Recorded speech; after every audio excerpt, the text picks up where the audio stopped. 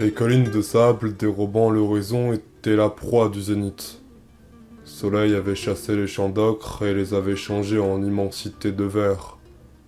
À leurs pieds, Réseau trônait comme le ferait un ruisseau au cœur d'une jungle monde. Quelques maisons au toit allongé en ombrelle attendaient patiemment le soir. Cette ombrelle s'étirait comme une longue feuille au-dessus du village, donnant une ombre supplémentaire à un village aux airs de Raymanta.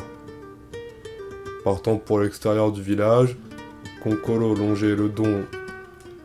Partant pour l'extérieur du village, Concolo longeait le dos des habitations, s'épargnant quelques mètres de bronzette. Les maisons semblaient vides, aucun bruit n'en sortait, pas même l'idée d'un souffle ou d'un ronflement.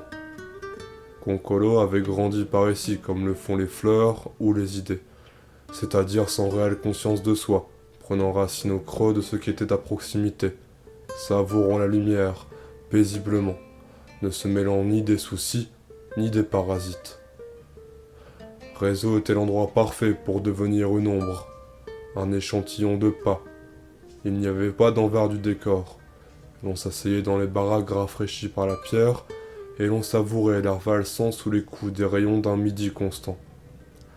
Les quelques couples du secteur ne fêtaient ni platine ni diamant. Les seules joies venaient de rares fluctuations des ombres, de quelques fourmis de passage, de bruits de pas rappelant que Dieu faisait encore sa ronde quelque part, dissimulée par la voûte azur et inviolable. Seuls quelques événements faisaient office de marqueurs temporels, rares denrées. Les partages, les plans de vie, les unions, Concolo n'en connaissait rien, pas même les traits. Chaque compagnon était raflé par le temps. Les alliances n'existaient que par des doigts coupés ou amochés par la poussière. De sa petite taille, il ne devinait pour cette coopération que celle de son corps, léger gadget dont les muscles souriaient à l'un l'autre. Les aiguilles tournaient à la perte de sens. Il n'y avait que la chair et sa brute réalité. De ce fait, il n'avait pas d'âge, au sens strict dont on l'entend. Ses membres fins et robustes donnaient un BPM approximatif à la mélodie du cœur. Concolo était bien plus proche des rires que des pleurs. Le tournesol gravé à sa naissance sur ses côtes avait encore toute sa vigueur. Arrivé à l'orée de l'ombre de Réseau, Concolo fit une pause afin de savourer l'air déchargé de soleil. Souffle.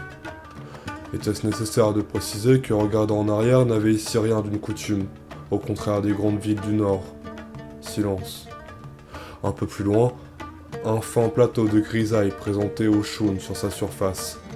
Assis, chaque genou posté sur l'autre jambe, il ne bougeait pas d'un frisson depuis les premiers jours de Concolo. Le village se souvenait avec peine du regard de l'homme. Ses yeux clos s'étaient imposés à la mémoire. Reflétait-il des paysages dans des contrées de sel entourant le village? Ou les avait-il fermés pour les oublier, à son tour? Posé là, comment résistait-il à soleil? Son tapis de méditation attirait ses battements par le jeu des couleurs. Le soleil mimait les ondulations de l'océan. La chaleur valsait. Néanmoins, celle-ci semblait être atténuée, contenue, comme si son essence fuyait en dessous de la surface, ne laissant qu'un brasier superflu. Concolo avait vérifié ce phénomène en posant le bout de sa sandale, côté talon, sur la petite étendue. La température avait alors semblé réconfortante, cocon paisible, Oshun. Réseau ne possédait pas de registre de naissance, mais à contempler la grisaille sur le visage de l'homme, les poussières l'avaient certainement érigé en majesté. Une fine tunique soulignait sa peau mate, de larges clavicules dépassaient de son col ouvert. Jamais ses cheveux n'avaient poussé. Son crâne était lissé par la lumière constante berçant son état. Oshun. Personne ne disait mot sur cet homme dont la carcasse traversait le temps figé de Réseau. Il s'était sûrement apaisé là, décidé. L'on posait son regard comme on le ferait pour une relique. Un talisman, un ciel étoilé. Sa nature de berger rêveur éveillait la curiosité de Concolo, depuis longtemps rassasié des environs. Concolo quitta sa pénombre et s'approcha. La fascination atténuait la chaleur s'écroulant d'un coup sec sur sa peau. Devant Oshun, Il fit un léger mouvement de menton en signe de salut et se mit à tourner autour de lui, cherchant une faille. Soleil, les entourant, ne laissait aucune ombre. T'as-tu fait pousser des racines? Rafles-tu une quelconque rosée? Ou bien aspires-tu le ciel comme le premier breuvage? Afin de ponctuer ce jour, Konkolo entreprit d'attirer Oshun au monde.